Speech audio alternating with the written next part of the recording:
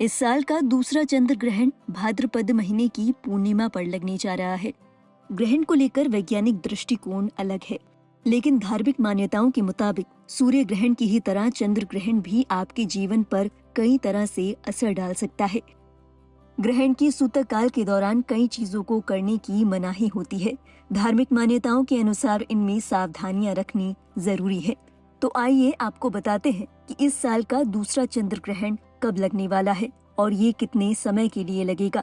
साथ ही आपको बताएंगे कि सूतक काल के दौरान कौन कौन सी वो चीजें हैं जो आपको नहीं करनी चाहिए। इस साल का दूसरा चंद्र ग्रहण 7 सितंबर यानी भाद्रपद की पूर्णिमा को लगने जा रहा है। ये ग्रहण रात 9:58 पर शुरू होगा, जो कि रात 1:26 पर खत्म होगा। ग्रहण की समय अवधि 3 घंटे 28 मिनट की होगी। बता दें, ये ग्रहण पूर्ण चंद्र ग्रहण होगा। इस ग्रहण के दौरान चंद्रमा पूरी तरह धरती की छाया में आ जाएगा। आसमान में दिखेगा ब्लड मून। आपको बता दें, 7 सितंबर को लगने वाला ग्रहण पूर्ण चंद्र ग्रहण होगा। पूर्ण चंद्र ग्रहण को ही ब्लड मून कहा जाता है। इस दौरान चंद्रमा पूरी तरह धरती की छाया में आ जाएगा। गौरतलब है, जब चंद्रमा पूरी तरह से धरती की छाया में आ जाता है तो उसका रंग हल्का लाल या फिर नारंगी जैसा हो जाता है, जिस वजह से इसे ब्लड मून कहा जाता है। साल का दूसरा चंद्र ग्रहण भारत में भी दिखाई देगा। 7 सितंबर को लगने वाला चंद्र ग्रहण एशिया, यूरोप, अंटार्कटिका, ऑस्ट्रेलिया, प्रशांत महासागर, अटलांटिक महासागर और हिंद महासागर में दिखाई देगा।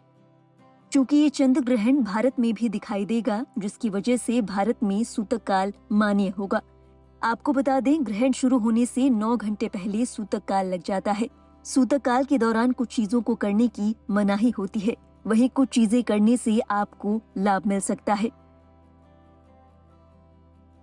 धार्मिक मान्यताओं के अनुसार सूतक काल के दौरान कोई भी शुभ कार्य करने की मनाही होती है। इस दौरान पूजा अर्चना भी नहीं करनी चाहिए। मंदिर के कपाट बंद कर देने चाहिए।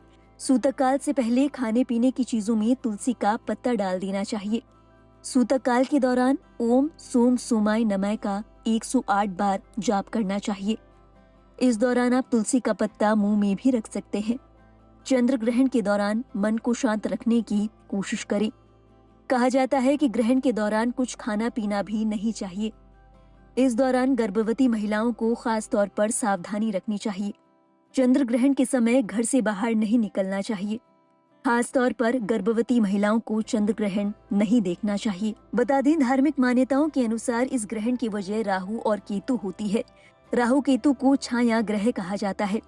कुछ मान्यताओं में माना जाता है कि राहु केतु जब चंद्रमा को निगलने की कोशिश करते हैं तभी चंद्र ग्रहण लगता है। हालांकि वैज्ञानिक दृष्टिकोण के मुताबिक जब चंद्रमा, पृथ्वी और सूर्य एक सीधी रेखा में आ जाते हैं तो इस दौरान सूर्य का प्रकाश केवल पृथ्वी पर पड़ता है और चंद्रमा तक वो नहीं जा पाता।